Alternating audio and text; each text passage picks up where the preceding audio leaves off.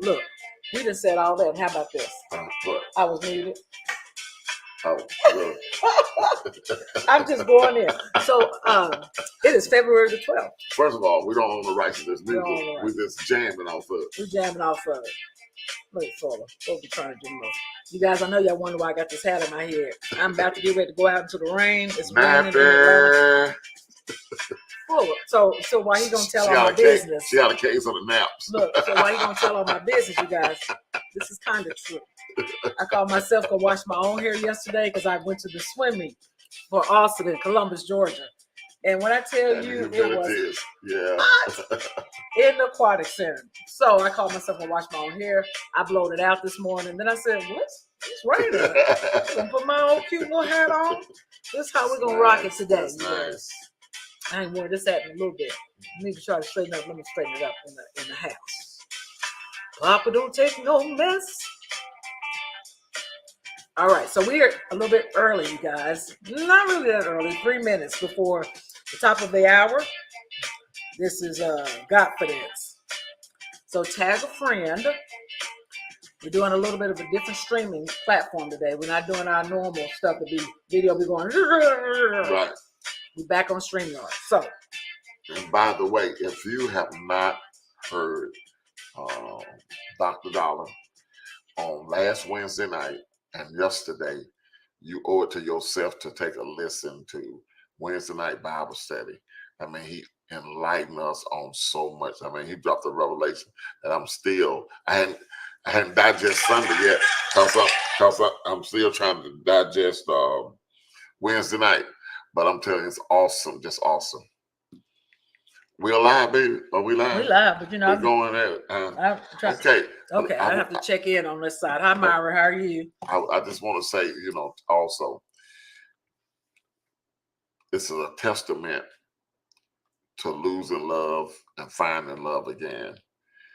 I want you to remember what word that I gave you the first of the year out of Samuel, the 30th chapter, and David had lost his family, he had lost his kids, he had lost his wife, and they had been taken captive.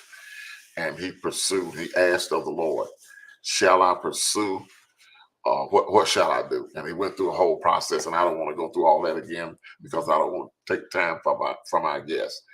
And after he inquired of the Lord told him, yes, pursue, you shall recover all. I'm telling you, this year is a year that you will recover all, whether it's loss of a loved one, lost love, lost a job, lost income, or whatever. You lost your peace. A lot of people need to restore their peace. Yes. And so their mind, there's a lot of people dealing with a lot of mind issues. Yeah.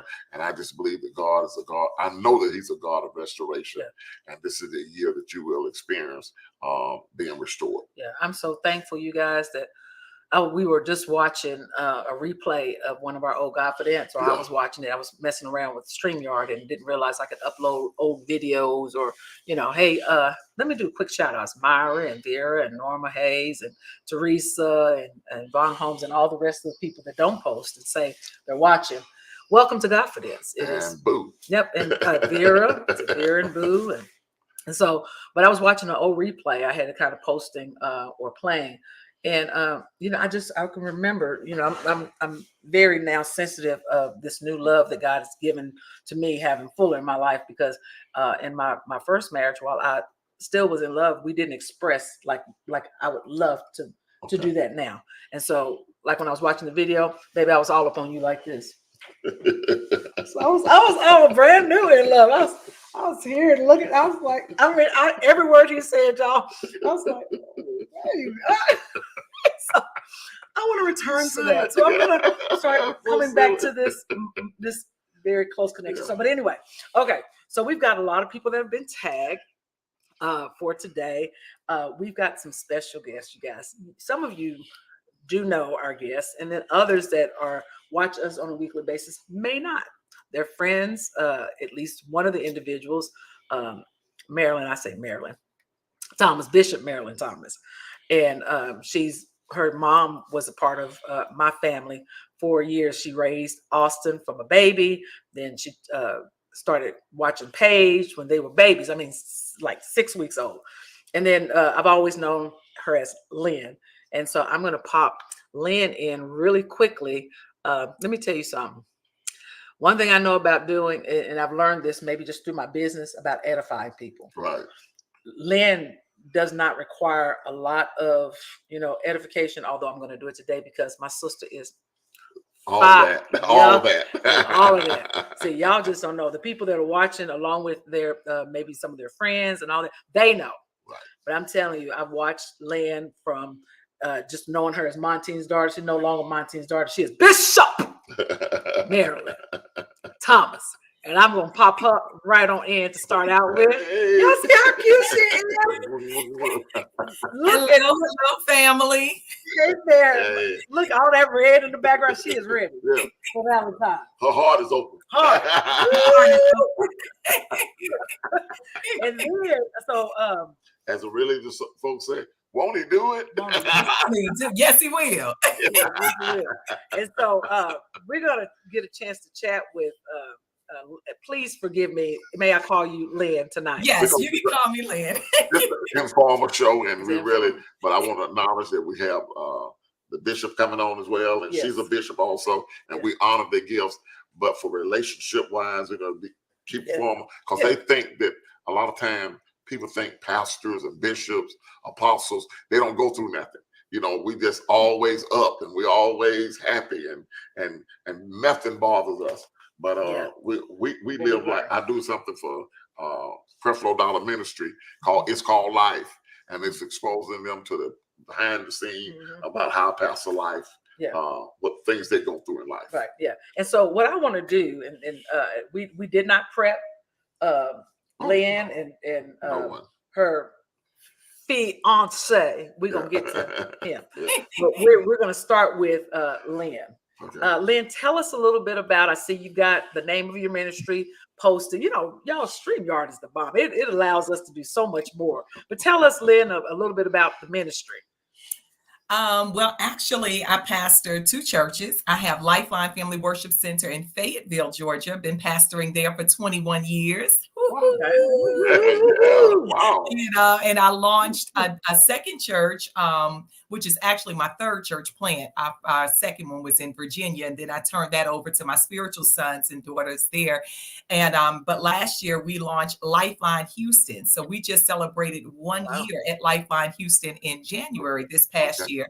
And I'm just super excited. I wrote a book. We're talking about loving again, right? So listen, I wrote this book, A Queen Waiting on Her King. I've got to plug it. I need advertisers now. I need everybody to get it. Since we're talking about it. But since we're talking about loving again, right? So I wrote this book, and shortly after I wrote it, God, that's my mommy.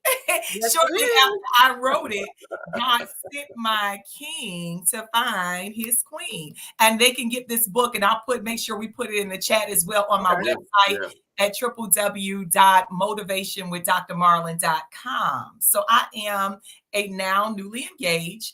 I am a mother of 1. I lost my oldest son in 2016, and I am now a mother of 1, and 1 is sitting in heaven, and a Mimi of 2.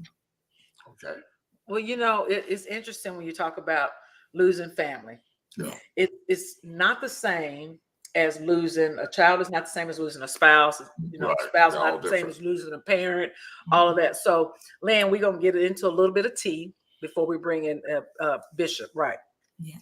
So, can you just share with us? Let's move a little bit fast forward to, because we're gonna do 2 segments, you guys. Today is our part 1.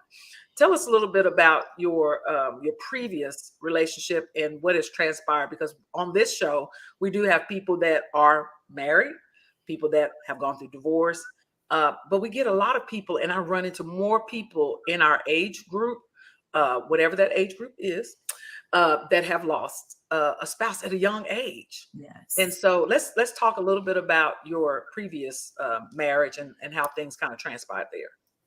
Well, I am a widow, and I lost my late husband. Actually, I lost my son first. I have to say this: I lost my son first, and he was tragically killed. So when I lost my son, I was just obviously devastated. I pretty much, wanted to grieve myself to death, and so my late husband was there to fill in a lot of the gaps. And I say that to say that losing a child, is you lose a piece of you.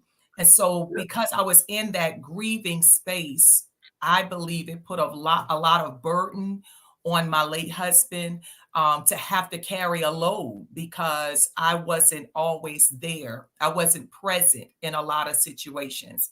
I always said if it wasn't for my younger son, I probably would have grieved to death, but God. And so 3 years after having still battling that, my son was killed on October 28th, and my late husband, he went in the hospital 3 years to that date. He went in the hospital. He had a massive heart attack, and he was young. He was 51 years young, was not sick, had no problem, no heart issues, no medical issues or anything like that. I know, and we know that it was stress. When you're dealing with a grieving spouse, you're trying Right. to carry a lot of burden, a lot of weight, that if you don't have the right people, and of course we learn. So when you learn, you do better, but we didn't know, we didn't know anything at that time. Of course, you go through grief counseling and that sort of thing. But I believe that stress of trying to manage and carry a lot of things, and then doing ministry, as well, it was just taxing. And so when he went in the hospital on the 28th, the same day, he died 2 days later. So I had a son and a husband to pass 3 years, 2 days apart. So that week that they both passed has always been a challenging place. I never saw myself as a widow, but I never saw myself either as a mother of a murdered son. So I'm a huge advocate on grief. A lot of things that I do, I talk a lot. My platform is a lot about building people that you can win with the hand that you're dealt. And I have a saying, grief you lose again. And I just started a nonprofit called Winning Against All Odds. And it's to combat grief, because a lot of times we're talking about grief, but we don't often talk about it in the pulpit. And there are a Right. lot Yeah. of people in those pews that are suffering, whether it's widowers, or parents that have lost Yeah. children. And so a lot of people have gravitated, to me because of understanding that. And they're like, how are you winning? How are you doing Yeah. this? And I told them I'm learning to win with the hand that I'm dealt. Yeah. Yeah. Yeah. Yeah. So Lynn, you mentioned about your son. You said that he was murdered. Yes. Can you tell us a little bit about what happened?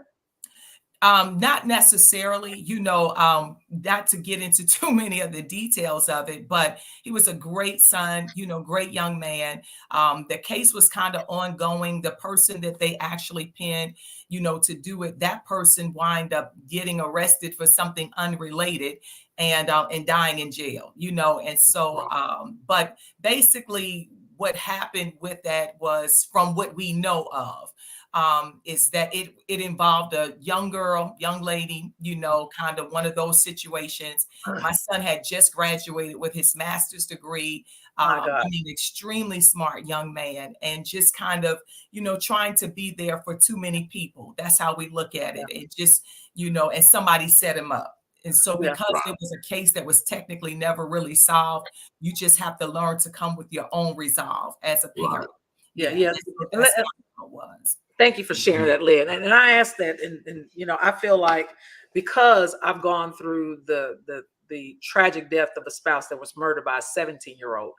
Our story is yet different, but something is happening definitely with our younger generation, where we don't know how to solve or resolve Right. issues by communicating, and that's a spirit that exists. And so I'm glad that you shared a little bit about that, about your son. So now your husband was in ministry with you. Your late husband was in ministry with you as well.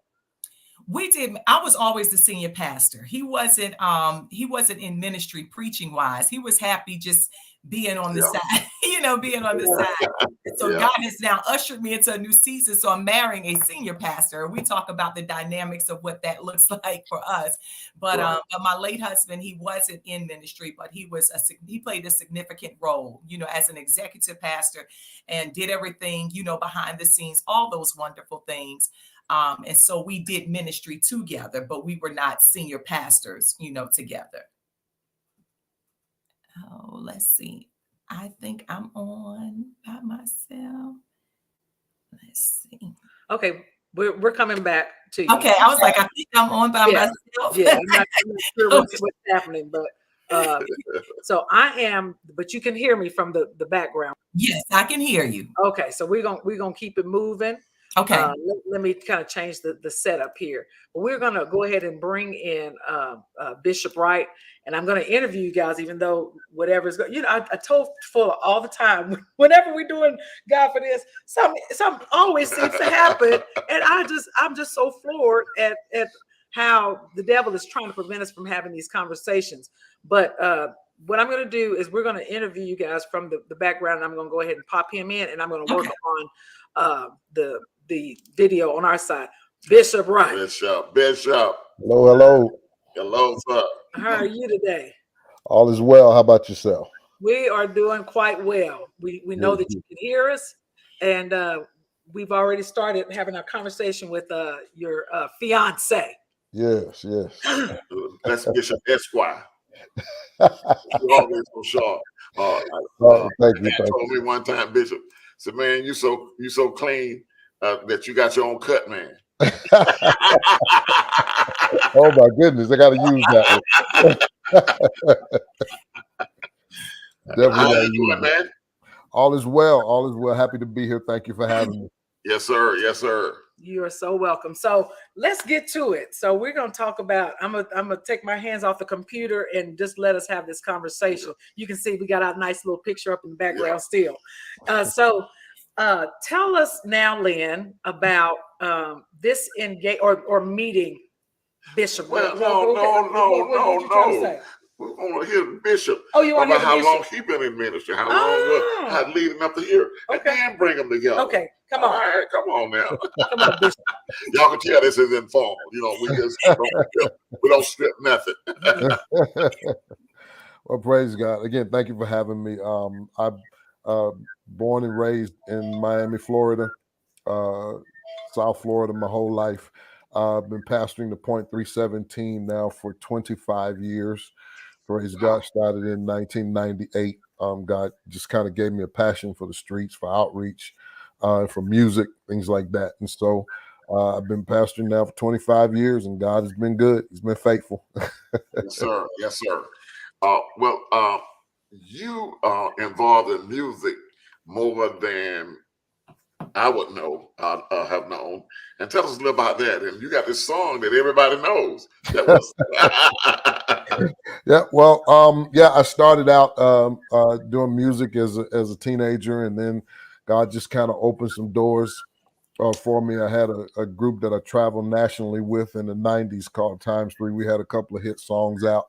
And then in the interim of that, I ended up being the vice president of the record company in Houston that I was vice president of A&R, the record company that did the song I Won't Complain by Reverend Paul Jones. We did that song, put that out.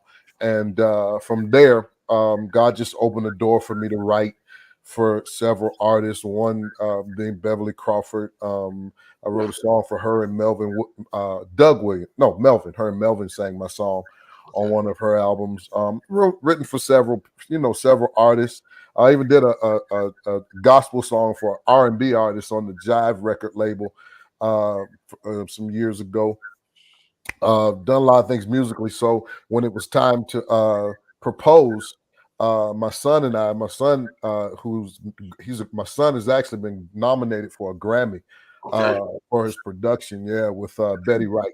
And so my son and I went into his studio and wrote a song for the engagement, and my son produced it, and I went in the studio and sang it, and when I did the engagement video or the engagement, the video kind of went viral.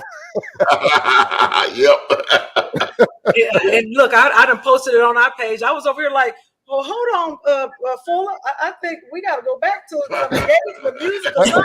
Because Bishop Wright coming to the church, wrote a song. Right. Man is sitting down front. I'm like, wait a minute, I don't have no song. Man, I thought my name in it. I thought I was Captain Romance. I thought he was doing something. Oh, believe me, I've gotten it from everywhere. Pastors have been like, hold on, you raised this bar too high. That's right. Single pastors that I know, they be like, man, or some of them got girlfriends. They be like, man, hold on, you done changed the game. You done changed the game. Hey, look, Bishop Wright, I want to tell you this real quick. You see, Montine, your future mother-in-law talking about my son, mom and dad. That's right. Come on, Montine. We see you. Hey, Mama Tina. That's right. That's Mama Tina right there. That's my heart right there. I love the mother. I have a lot of people watching from my hometown.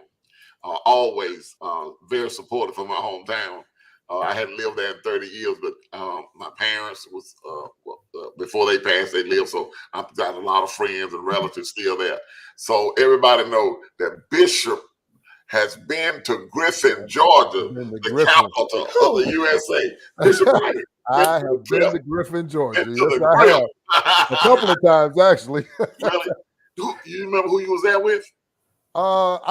This was back when I was like singing quartet, and I had this group we sung. It was called The Second Generation, and we were going there with I think we went there with this group called we were traveling on their bus, this group called the Florida Nightingales or something like that. Wow. And we came to Griffin, Georgia. Oh, wow. Well, knowing you, getting to know you, you was married at one time. Yes, sir. You mind telling us about that? Because we're talking about broken relationship, relations being restored, widowers, single, divorce. So everything to do with relationships. So something that you don't mind sharing. I don't want any friends or anything. I don't want to cross the line, but I really would like for you to tell us as much as you can about that. Got married many years back. And not to get into too much about it, but because I never want to throw any shade on anybody, right, of course. And I believe that any demise of any marriage, both parties have to take responsibility for their part in it. But you get married and then you see things starting to happen, but then you have church, you have this, you have children, and things that you have to, really consider before you make different decisions, and you deal with a lot of things until you finally in a position to where, you try not to be as hurtful to as many people as you can. One of my biggest issues was the church. I didn't want to hurt anyone, in my ministry, but thank God I pastor the greatest church in the world. They have supported me. They've loved on me. They prayed for me. I got this one pastor. She's Dr. C. She talked me off the ledge. I tell everybody she's safer than me. Dr. C is saved. She said, in my church, if the lightning strike or something or the lights flash, they look for her to make sure she's still sitting there. If the rapture took place, they don't look at me, they look at her. They no longer Dr. C is still there, we good. I'm like, wait. But I always said she's saving me, but she talked me off the ledge many times, as I was going through the process, kept me prayed up. So she's married. She's nothing more than that. Matter of fact, I married her and her husband probably about 14 years ago, something like that. And but she's my senior associate pastor, and so they prayed for me, man. My church, man, just stuck by me. What I was afraid of didn't happen. You know how we're afraid that we're gonna lose people and people gonna walk away. People gonna listen. I didn't lose anybody, man. God, that's good. If I lost them, I don't even know it. I don't even know it because they just loved on me. Continuing to love on me, and now they love my fiance. They're happy for me. Praise God, they're happy. Many of them call her mama. Praise God, call her their spiritual mother. And so it's just it God saw about me. I just put it that way. Mhm. He really looked out for me. Praise God. How long between then and now? It's been well, we were actually not together for since about 2018, something like that, Okay. 2019. But we ended up splitting and out of the house in 2020, Okay. and we were divorced in 2022. Okay. Okay. Okay. So I'm going to ask you something, Bishop Wright. Please forgive me. Sometimes Full will be over here hitting me on the table. I'm like, well, hold on. Because when Fuller and I started seeing each other, his late wife's name is Jean, and it wasn't very short. It was a very short time window before we started talking, and we knew we had some people that was talking behind the scenes. And so we started this podcast. Fuller initially started it to tell, to minister to people. Inspiration. And then we decided to tell our own story. And so because you have now such a short window, was there anything that you had outside the church where people were like, oh, who is this pretty young thing coming along? Well, actually, I guess because, I'm not going to say anything derogatory, but because a lot of people knew my story, a lot of people knew, they just knew the story. Yeah. I got so much support, That's from good. so many people, social media. The thing was, hey, Bishop, we haven't seen you smile like this. Hey, Bishop, you got this big dumb grin on your face. They still say it now. You got this dumb grin on your face that's like just perpetual grin. YouTube, my brother. We point at each other. So, I guess people just see me smile, and people, I just believe, and I wish the same for my ex. I want her to find someone that makes her smile, because I would never put all the blame on her. Please, I don't want anybody to think I'm putting the blame on anybody. I would never put the blame on another, just on one person. Right. So I want somebody to make her smile. I want somebody to make her smile the way that Marlyn makes me smile. I want someone to make her just as happy as Marlyn makes me happy. So I got, again, because of my church. Now, of course, you got, if I can just put it bluntly, trolls. Who just gonna believe what they want to believe. But I think the biggest part of it was we were introduced by my spiritual father, and so God set it up in that way to show that, no, this is a legitimate Right. relationship. This is not any monkey business. My spiritual father, and matter of fact, that's one of my spiritual father's ministers, Tam the Taster. That's Minister Tam from Vision for Souls, and my fiance's friend. But My bridesmaid. She's right, and she's one of the bridesmaids. Okay. But because the whole story, my spiritual father, I didn't ask for her phone number. My spiritual father gave it to me. My pastor, and I think when you have the blessings of your pastor, which is important, Of course. and we were introduced by my pastor, so that kind of just kills all the foolishness that people want to come up with. And so what happens when your pastor introduces you and you see, well, you saw Lynn already, right? Because y'all were in the same kind of circle. Right. Not before we were. No, I had never seen her until my pastor introduced me to her. Really? And then what you say, Wright? What you say, Bishop Wright? Well, okay. Well, he told me to go look at her social media. And so I went and looked at her social media, and I was like, oh, yeah, she's pretty. She's cute. For sure. This is what he said, baby. He said, come on, bro. That is fun. I'm done now. Go ahead. You said something about your pastor talked you off the ledge. I know what that's like. When my wife passed, my daughter passed 3 months later. Oh, that's true. Yeah. So grieving is what I know about and how to overcome it. But either one of y'all could answer this. Did you feel like, and just being totally transparent, when my wife died, I had been married 50 years. I mean, I knew her even in high school before that. So before I was in college and stuff, before we even started dating. I wanted to go out in the backyard and dive in my pool and just not come up. I mean, my heart was so broken and the grief was so much pain till I couldn't even imagine. And someone asked me, said, Fuller, or Kenny, whatever they call me, said, Bishop, they said, what you gonna do when this over with? You gonna go on vacation? I'm saying, like, what do I know about vacation without being with my spouse? So any one of y'all could talk about that if you would like.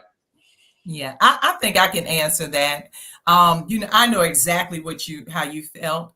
I felt the same way. And it's one of those feelings that you don't, grief has a way of sucking the life out of you. And it's, with your spouse, that's one level of grief, and yours was literally back to back. But with your child, that's irreplaceable. For me, like I said earlier, it was a piece of me that died. And so I couldn't even come up for air a lot of days. And I'm just so thankful that God, sent Bishop Wright into my life at the time that he did send him, because we built, first of all, we were colleagues. We met from, through his spiritual father as colleagues. But then we built a friendship, and it was a trusted friendship. I was really battling grief. And one thing that I was adamant about was not wanting anybody to inherit my grief baggage, because I knew what I had experienced from my son to putting that responsibility on my late husband. And so I was very adamant, about that. And we built a solid friendship. Sometimes you just need somebody to talk to. I think God sending him at the time that he sent him gave me that voice, because as a pastor, we oftentimes are guarded. Sometimes those triggers and those moments happen when you don't know, you don't even know, y'all don't understand what grief looks like. And so you don't know when they're going to happen. And at that time, my son was away overseas playing. So I was by myself a lot. And when God sent, Bishop Wright, and we just built a friendship, he would just really literally call and check. And it was somebody who I knew could pray for me, who could understand the dynamics of still having to do what I do as a pastor and then still be, human. I had great people. I have a great support system. Let me say this. Lifeline Family Worship Center, I pastor the greatest group of individuals, and they were there. My parents was there, but nobody can be there for you 24 hours. Everybody's going to get back to their own life at some point. And so just talking to them and just praying with them, it was just, I think for me, it like breathed life into me. It's just something about the oil of God that's on a person's life. I tell people all the time, I feel like I'm God's favorite child. So he favored me enough to send me somebody who could speak life into me when I needed life, because that's what I needed. I was like you too, Fuller, the same way. I just felt like that was it. That was my child. And so, it was a great friendship. It was a great new beginning. We didn't know initially where everything was going to go, because we both had, we had to navigate through the waters of our own personal lives and give that season and time to do what it was going to do. And for me, grief was something that when I tell y'all, I hate to be redundant. I was so afraid of somebody inheriting that and putting that responsibility on them, because I didn't want to rush the process of grieving my late husband. And I didn't want to rush the process of not being able to still talk about certain things. And he assured me, even in our friendship, he was like, if you need to say something, the blessing is both of y'all are widows and widowers. So y'all respect that. You understand that, but for somebody who hadn't experienced that, you're like, I don't want them to feel like I'm just talking about this person like I'm still in love with them, but you didn't plan to live without them. So that's a different set of emotions that you have to adjust to, and pray that the person that's your friend or whatever you're building, that they can understand that without feeling like they're coming into that somebody else's space. Yeah. Because we go through that with each other. In fact, yesterday Fuller was talking to him and he said, Gene, and I just kept on having a conversation. I'm not I'm not jealous over a deceased spouse. I mean, I may slip up and call him David, but the good thing is that you have someone that you can talk to and that they're a good listener. And they understands. And they understand the circumstances. Okay. So Bishop Wright and Bishop Thomas. So we are now at 6:30 time. I'm gonna go over this a little bit, about 5-10 minutes. They got a they do. Okay. So all right. Bishop Wright has got a podcast All right. at 6:45, right? I can go 5 more minutes. Okay, let's look. Okay. What kind of business you want to ask? So no, I want to ask him during the divorce process and after you divorce, did it feel kind of like a death, or it felt like the end of something, or how did you feel? Oh yeah, it definitely does. You grieve in marriage and divorce. You grieve. I went to a therapist. If I just be honest, I hope nobody don't doubt my faith and all that after that. But the reality is, I went and saw a therapist. I sat on somebody's couch that could help me, because there is grieving. There are triggers. We were just the other day talking about something, and I got triggered. And I caught it, and I texted her. I said, "Hey, baby, that was a trigger."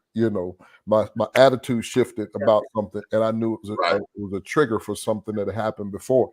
So you do go through those things. You go through, even in a divorce. Of course, it's not as devastating as what's up, butterfly? It's not. It's devastating. Listen, amazing poet right there. Oh my goodness, spoken word, no joke right there. Really? Oh yeah. She ministers at my church many times. She does it full time, traveling and CDs out and stuff.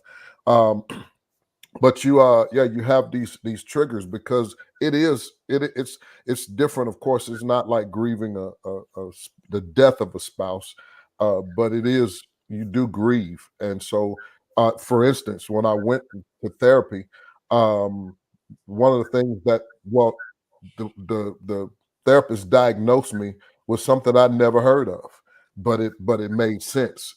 She said I wasn't anxious, I didn't have anxiety, I wasn't mentally ill or crazy or whatever. but she said I had adjustment disorder. Okay. Yeah. That just meant adjusting to my new normal, and I'm sure, again, that's not as devastating as losing a child or a spouse to death, to physical death. But the death of that marriage, it made me have to adjust my thinking, that what I was used to, and what you don't realize is coming out in that adjustment. A part of that is dealing with your triggers, dealing with things. So yeah, I would totally agree that a divorce is still, it's like you grieve it. Matter of fact, my daughter, one time I was talking to my daughter, she's like, "Dad, I think you just grieving the divorce." Right. Yeah. You grieve. She said, like, it's a death, and you're grieving. I know you have to go, but we had a good friend of ours, Terrence TC. He talked about his spouse went to be with the Lord, and she was very good friends with Darlene. Yep. I just met him maybe a couple of years before she passed, but he thoroughly recommended professional counseling, not preferably somebody that's spiritual, but also who's professional. Like we do this all the time. You as pastors, both of you guys as pastors, you do it all the time. But even last week, I was counseling somebody. I said, "Look, you need a professional. You need somebody else that to talk to." And I recommended somebody else for them. And it's good to that we explain this to people that's watching now, because don't feel guilty or shame because you went to a therapist, because you saved. God, all good and perfect gifts come from above. So that can come from above as well. That's another gift. Yeah. And I think that some people do think that they have to, because they're saved, they need to go through the ministry. You don't have to go through the ministry. You can go and get a professional person that is what they do. Right. And then sometimes in the ministry, if you have someone that's seasoned, but you would recommend. Well, but still, I would recommend some need a professional, just a little more than we are able to give. Yes. And you know what I would also recommend, what I've learned long term, is not only just even getting professional help, but accountability. Right. Because grief or or a divorce, you know, sometimes you're walking it by yourself and your therapist can't be there for you when those triggers happen. They can happen in a conversation on the weekend, you know, or different things like that. And I think having people in our circle that we can be honest, real, transparent, and watch us, you know, monitor us, people that know us, people that's going to hold us accountable, people that watch certain things that begin to change in our life, like our spending habits or you know, our attitude or just things, you know, I look at it, I've learned so much going through the process of grief. And I'm like, did anybody see me? Like, you know, yes, I love to travel, but I wasn't making a lot of wise decisions on certain things, but it was my way of grieving and masking my own pain because I didn't want to be in a house by myself, you know? And so because I didn't want to be by myself, I was always going somewhere. I was always trying to do something. I was like trying to really outrun grief. And there was nobody that I could even tell because I didn't know. And everybody was just like, they were so busy grieving with me and for me that they were just like, as long as that makes you happy. Well, that's not always a good thing because when grief stops, you have to live, you know, and the money that you spend or the time that you've wasted or, you know, things that you've done, you know, you'll be looking back like, hey, who was really there? Who cared for me? So I think along with grief, and this is something that I'm very adamant about as a grief advocate, along with grief, having people that hold you accountable, you know, and just watching you, just loving you, saying, hey, maybe don't buy that Bentley today, you know, just get a Toyota. Let's come back to this in about five years. Let's see if you still feel the same way, you know, just checking the pulse. Because y'all both know when you go through major changes, even divorce, women to shave all their hair, you know, certain things like we just do stuff that, you know, we're trying to cover something up and outrun something. And we're not really dealing with our present realities. And the people around us, they don't know how to help us because they're so busy trying to carry us. So having people that will say, no, we're not going to do that. We're not going to Dubai for the 5th time this year. You know, we're going to sit down and let's talk this out. Let's go to a therapist. You know, so I think having accountability friends and partners is also really good along with therapy. Our friend TC says, been traveling for a year. She all in my business. So TC, you understand what I'm saying. You understand. Listen, TC, I got some stories to tell you. And I know it was because I was trying to outrun grief, but I couldn't put my finger on it at that time. And I look back now, I'm like, wow, I was still in a hotel by myself. So whether I was at the house by myself or at the hotel by myself, I was still by myself. I just didn't want to be stationary. And those are times when you need somebody along with a counselor that can come along and just say, I got you. Yes. Let me tell you something. Y'all, if y'all want to hear this fire baptized woman of God, look, she is the bishop over Lifeline Family Worship Center in Fayetteville, Georgia. And then we've got her fiance, the great Bishop James Wright, the senior pastor of the Point 317. Come on, 317 in Miami, Florida. You guys, we are now at 6:38, and I know, Bishop, you got to do your podcast. But can I ask you to do me a favor? This is for both of you guys. Will y'all come back and do a part 2? Now we're traveling next week. Y'all know okay, so we're getting married as of this show, at the airing of this show. We're 28 days away. And so we have some crazy traveling. Next week out, we'll be actually both leaving, going to Florida, trying to get business straight and trying to have this destination wedding that we're having there in Fort Lauderdale. So we've got a lot of things. So if we don't get a chance before the wedding, we definitely are coming back right after. It's just a matter of all of us syncing our calendars so we can make it happen. But we would y'all just pretend like the bishop's ain't listening. We need them to come back on Monday to get the rest of this conversation. This call about 30 minutes for us. We'll make it 30 minutes. Monday. We got to do this. So you can't leave the people. This is a series. This is episode episode 1. There's episode 2 coming. Okay, listen, I need everybody on episode 1 to grab this book now. I'm going to put it in the comment section on my website. I'm actually mailing a few copies out on tomorrow, A Queen Waiting on Her King. And guys, it is for you too, because when you get this book, you'll be able to be well equipped with the prayers. Listen, my man of God found his queen, and women, my king found me. So listen, you'll be well equipped. So grab it. I'm gonna put my my website where you can get it in there. I'll put it in the comment section as well. But we definitely want to come back. Bishop Wright, you got your hands full. She do advertising. She do social media. She Bishop. She wait, Darlene. Let me tell you this before he tells you. So his prayer request was, let me tell y'all this. So since we keeping it 100, yeah, 100. His prayer request was that he wanted cute and quiet. I told him, I said, God gave you cute, but he didn't give you quiet. Yeah, I told God when a woman said to me, the Lord told her, we were done. We weren't talking no more. When she talking about the Lord say, oh, that's all right. We don't have to date. We good. You're right. I asked God for cute and quiet, and this is what he gave me. That's what he gave me. Okay, so totally opposite. Totally opposite. Right. So Bishop Wright. Okay, so for the people that may have joined late, they don't know that you did a special song for your engagement to Lynn. Can you take us out so I can dance a little bit on that song?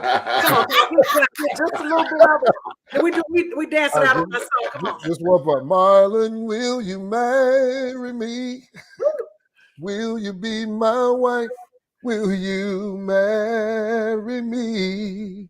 Because with you I want to spend my life. Will you marry me? Will you marry me? Yeah. Will you be my wife? All over again. Sing it on the show now. That was so good. Oh my God. Look at folks out here talking about sing and dance, sing and dance, sing. Oh, that's one of my spiritual daughters right there. We might have to start the show off next week with him singing. We need to do the intro with you singing. So thank you guys for joining us. I mean, this is just the beginning. Yes. I mean, we got so much more to talk about. So part 2 is coming back next week. We'll advertise, but I know some of y'all saw Bishop Lynn. She done did her own advertisement. So if you see a flyer, you know Darlene didn't do that. Lynn did that. Thank you guys for joining us. We will see you next week, you guys. Monday. Oh, Valentine's is this week. Yeah, so, happy Valentine's to everybody. Happy We love Valentine's. you guys. Don't forget, for Valentine's, buy your wife, your girlfriend, your fiance the book. Lynn, show us the book. Yes. I'm getting ready to put it in the comment section. Hold it still right there, so we can capture Waiting on Her King. And even if you got your king, you can still learn some tips from Lynn's book. Amen. And so, you guys, thank you again for joining us. We'll be back next week for another GodFidence and all this smile and love stuff. Ooh, we feeling it resonating through the phone. So we're gonna take it on out with our song. Copper don't take no best. But Bishop been saying the song. I don't need to do nothing else. So bye, you guys. We love you. Thanks so much. See you guys next week. Y'all take care. Awesome.